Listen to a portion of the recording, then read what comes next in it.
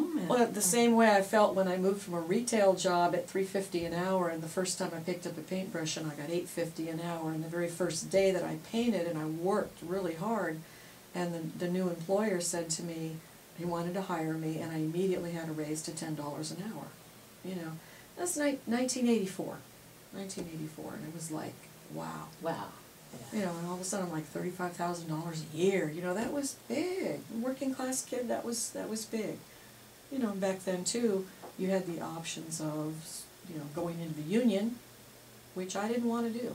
I debated that for a while, but union work and union painting, as much as I support unions, if you're really good at a particular aspect of a trade, and I was very good at oil-based painting, I got great with the brush, then that's what a union would have you do, you know, 50, 60 hours a week. And I didn't want to do that. I knew I wanted to go a creative route. I wanted to learn how to do full finishes. I wanted to experiment with metallic paints. I wanted to do that fancy stuff that wealthy people in other areas, you know, hired painters to do. And I had a couple of British guys on the crew with me that sort of took me under their wing, and I was like the girl painter that just went real hard. And I met other females in construction in that time, in the early 80s, that, you know, a lot of them went the union option, and they never learned other stuff, but they had health benefits, and, So you had a knack, obviously, for color. Yeah. I mean, did you notice that any in your childhood, like when you did your little coloring books and water paints? Well, it wasn't just that. I had a mother who, about every 6 weeks or so, my sister and I had to stay home on a Saturday, and we'd have to clean the house really well. And in cleaning the house really well, a couple times a year, at least, if not 3 times a year, my mom got some idea in her head. She'd look like at the living room wall, all of a sudden my sister and I would look at each other like, uh-oh, and she'd say, I'm going to paint the wall. And we'd change the color of the wall or something. She was also an artist. We didn't have enough money growing up. My mom wanted this wallpaper that was a big tree, and we didn't have the money. I don't know, Sears, it cost whatever, and so she just moved all the furniture aside, did the drawing on the wall. She painted, used watercolor. So I attribute a lot of my interest, and always if I would walk into your house, I know a way that I'm looking at furniture, placement, walls, colors, everything, and how do they work together. Does it make me feel like I want to sit here, or do I have to stop at this threshold, or, you know, that kind of stuff. That's my mom, and that was also having to clean the house, because painting, you know, in the trades and doing this as a specialty, 75% or more of painting is prep, and about 50% of that is getting surfaces clean and the whole area before you can even think about taking a brush. Then that's the fun part. People always want to do the fun part. I hate painting parties. Oh. So you mentioned your mom, and that just makes me wonder about you in your childhood and being gay and lesbian and how you came out, and could you give us your story? Oh, it's a big one, but, you know, I'll nail it down. I mean, I was one of those little kids in kindergarten who fell in love with some other little girl, you know, right away. So I knew something was up from the time I was, the earliest memory I have that I know of is even 3 years old. And that I've been able to check with my sister because of falling in love with, you know, a neighbor in the neighborhood or something. But I had attraction, same-sex attractions that goes way back, and I was always in love with some girl from grade to grade. You know, I can remember every grade.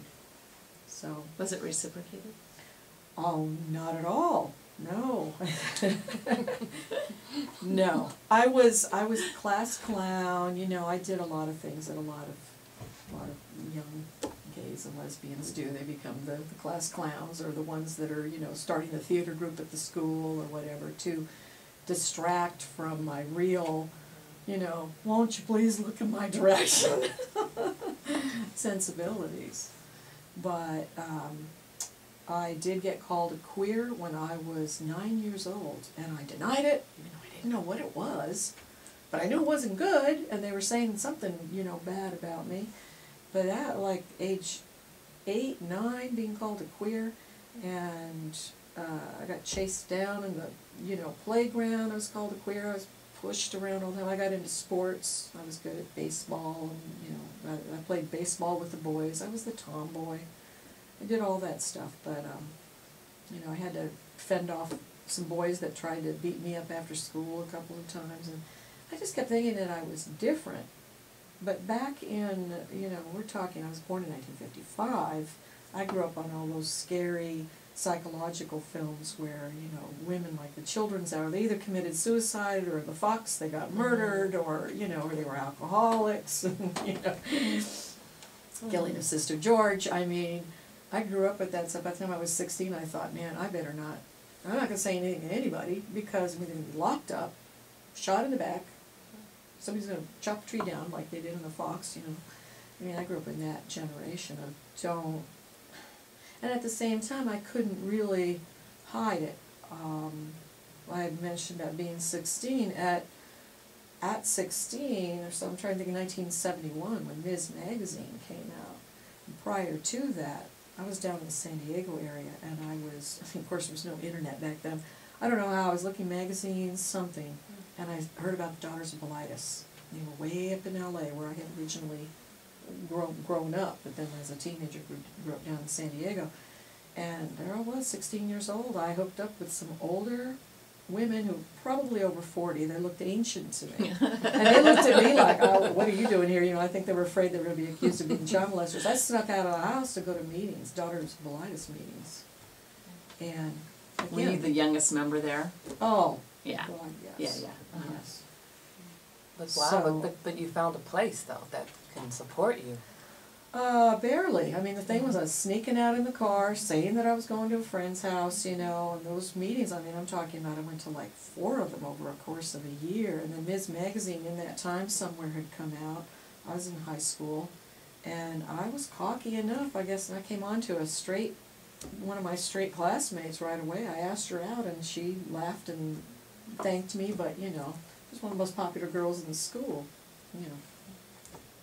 whatever, and that was high school. That's so 71. I graduated in 73, and I was a full-blown dyke by the time I hit the junior college campus, but a feminist, and that was that was safer to, instead of, I wasn't using dyke, but instead of being a lesbian and really pushing that agenda, it was trying to just get a feminist organization on the campus, and then be able to meet other women and,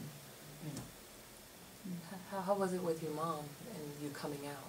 They didn't know. I mean, I kept it even on when the you're in down college? low. I was living at home, and I kept it on the down low. My first girlfriend and stuff, I don't know, when I was 16 and a half when I came out, she and me, I mean, we very quiet for 2 years or something. We were both living at home. I remember seeing Margaret Sloan show up singing a song about being a lesbian. It was like on, I want to say 60 Minutes or something like that. I was sitting at my girlfriend's house, and her parents were watching that show, and all of a sudden on Sunday night, I was going to spend the night there. Sunday night, this thing comes on, we were both just frozen, watching this woman singing about being in love with her lover, and it was like, oh my God, No, it was pretty terrifying. I thought at that point, not necessarily that I was going to be locked up, but again, that generation, they're going to have probes put on my head. You're going to get, electroshock to try to do something. So there was always a threat that somebody was going to try to do something to, bogart your whole psyche somehow. So I guess, I just thought, well, I'll hang out long enough and we'll see what's up. So when did you come out? Just to say, here I am, people. Well, like I said, I came out at that time in 73. I was out, but again, we're talking at a time pre-internet where you're going to be out. I mean, people knew. I didn't have the conversations with my parents because I could get kicked out of the house. So I was just quiet about it there. But then as I started to become a stronger feminist on the campus where I was, then I started lying about my age too, going to the clubs. Disco starts happening, it's all good, It's all good. It's all good in the hood. We're going to take a music break, and we're going to play a marvelous song by Cyndi Lauper called True Colors. And I thought that was just so appropriate because we're talking about being our true selves, and we're talking to the Doctor of Color. Before we break for music, however, I would like to offer these tickets to hear the evening with the San Francisco Gay Men's Chorus on Tuesday, March 20th at 8 p.m. in San Francisco.